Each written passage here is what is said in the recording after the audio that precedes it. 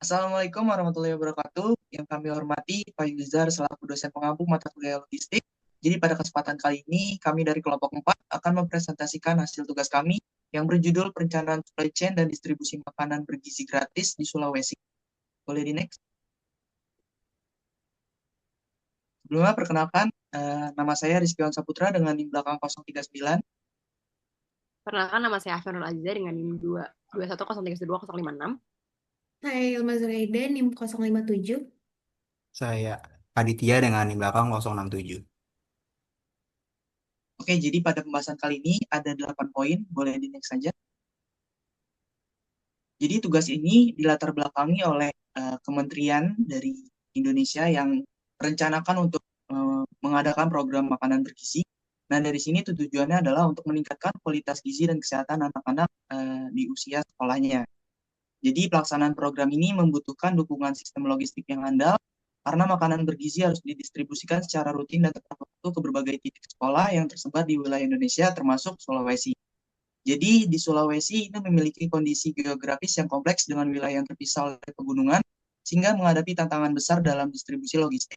Keterbatasan infrastruktur, jauhnya jarak antar daerah, serta minimnya moda transportasi menghambat kelancaran pengiriman barang. Masalah ini diperparah oleh isu aktual seperti kelangkaan BBM di Sulawesi Selatan dan cuaca ekstrim yang sering mengganggu jadwal distribusi. Nah, jadi dari permasalahan ini kita akan menyelesaikan tugas besar dengan menganalisis sistem distribusi makanan bergizi gratis yang dikirimkan dari dapur umum atau DC ke berbagai titik pelanggan. Boleh di next. Berikut adalah rumusan masalah yang kita dapat, yaitu ada 4 poin. Boleh di next.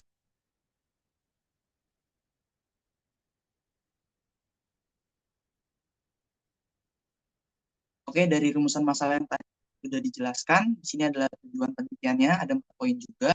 Boleh di next. Selanjutnya kita masuk ke deskripsi sistem distribusi.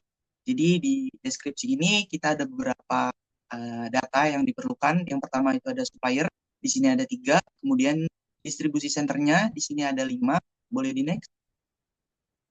Untuk konsumennya sendiri, di sini kami memilih sebanyak 19 konsumen untuk berbagai sekolah yang ada di Sulawesi. Boleh di next. Selanjutnya masuk ke kendala yang dihadapi. Di sini kami menggunakan 6 event. Yang pertama itu ada dapur MBG PTBM tutup. Yang kedua, konsumen dari beberapa sekolah itu menolak. Yang ketiga, bencana alam tsunami pada SMAN 2 Palu. Yang keempat, ada overload demand SMPN 1 Kota Mobagu.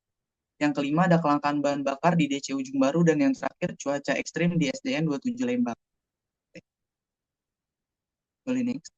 Oke, selanjutnya masuk ke asumsi dan parameter sistem. Di sini ada beberapa data lagi yang dibutuhkan. Bisa kita lihat ya di sini yang akan digunakan pada saat menjalankan operasi ini logistik nanti. Boleh di next. Oke, selanjutnya kita masuk ke visualisasi jaringan distribusi. Jadi di sini kita membuat rancangan dengan tujuan untuk mengefisiensi biaya, yaitu dari aliran supplier menuju ke 5 distribution center, yang mana dari rute pengiriman itu telah dioptimalkan mempertimbangkan jarak dan juga biaya. Sehingga nanti dari pola distribusi ini tuh akan merata dan mengurangi risiko keterlambatan atau kelebihan kapasitas. Boleh di next. Oke, selanjutnya masuk ke operasi dari Greenfield Analysis. Jadi ini intinya adalah kita menentukan titik DC yang paling optimal. Nah, di sini kita dapatkan hasil, ada distance, flow, dan juga flow cost estimasi, serta titik dari si DC yang barunya. Boleh di next. Dan berikut adalah map sebelum dan sesudah dari eksperimen yang kita udah jalankan dari GFA. Boleh di next. Oke, selanjutnya kita masuk ke hasil dari network optimization, yang mana kita mendapatkan profit sebesar 300 juta dan juga total cost itu sebesar 1,3 miliar, dan dari segi demand fulfillment itu didapatkan nilai 1, yang mana menunjukkan seluruh permintaan berhasil dipenuhi secara optimal dalam iterasi yang diamati. Lalu untuk flow duration itu kita mendapat 2,047 hari, mana ini artinya proses distribusi itu berlangsung relatif cepat dengan rata-rata waktu kurang dari 3 hari untuk menyelesaikan satu siklus pengiriman. Boleh di next. Dan ini adalah hasil peta sebelum eksperimen dan juga sesudahnya. Next.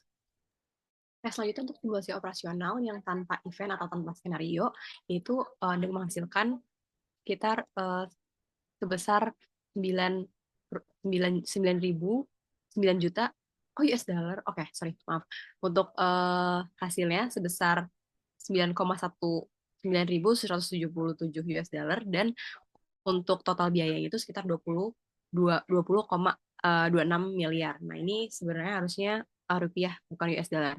Di mana 1,19 US dollar ini berasal dari biaya transaksi dan menunjukkan keperluannya untuk evaluasi efisiensi, khususnya pada aspek distribusi jarak jam. Next.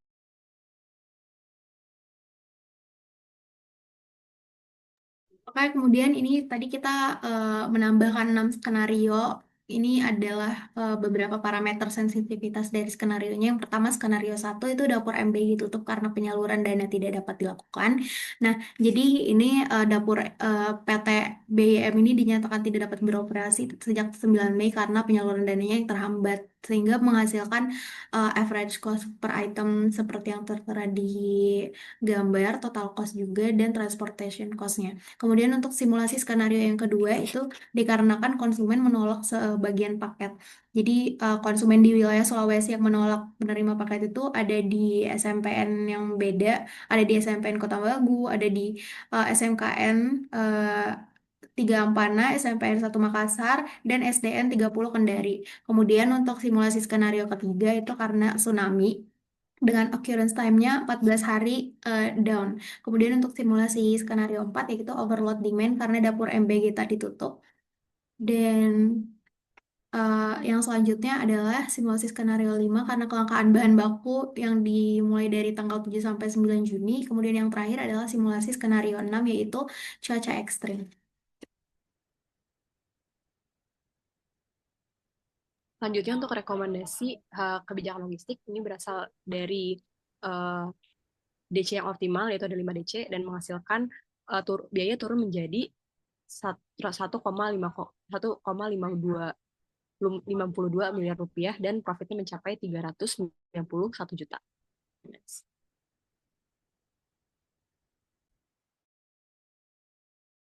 Nah, untuk kesimpulannya, jadi sistem MBG ini memiliki tingkat kompleksitas tinggi karena melibatkan banyak titik penggunaan yang besar dan luas. Nah, khususnya karena di geografi Sulawesi ini cukup menantang. Dan yang kedua adalah simulasi operasi tanpa skenario menunjukkan biaya distribusi yang sangat besar dengan total mencapai 20 miliar rupiah dan biaya transportasi sebagai komponen dominan. Dan yang ketiga adalah dari 5 skenario, kelangkaan bahan baku yang terjadi tanggal 7 sampai 9 menghasilkan total cost terbesar.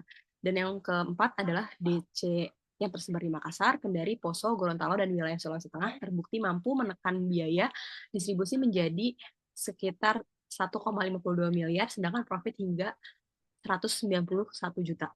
Dan yang terakhir adalah pemanfaatan dari perangkat logistik ini terbukti efektif untuk membantu proses analisis, visualisasi, dan pengambilan keputusan logistik berdasarkan data spesial dan skenario. Next. Oke, yang terakhir adalah saran dari yang bisa kita berikan. Itu yang pertama adalah mempertimbangkan hasil simulasi untuk penempatan distribution center guna menekan biaya dan waktu distribusi. Lalu yang kedua, siapkan skenario darurat untuk menghadapi gangguan seperti cuaca ekstrim, penutupan fasilitas, dan lonjakan permintaan. Nah, yang tiga, manfaatkan perangkat simulasi seperti Anylogistics untuk mendukung perencanaan logistik berbasis data. Dan yang terakhir, perbaiki infrastruktur jalan dan akses logistik di wilayah terpencil guna mendukung kelancaran distribusi program makan bergizi gratis. Oke, sekian dari kelompok kami. Kurang lebihnya mohon maaf. Wassalamualaikum warahmatullahi wabarakatuh.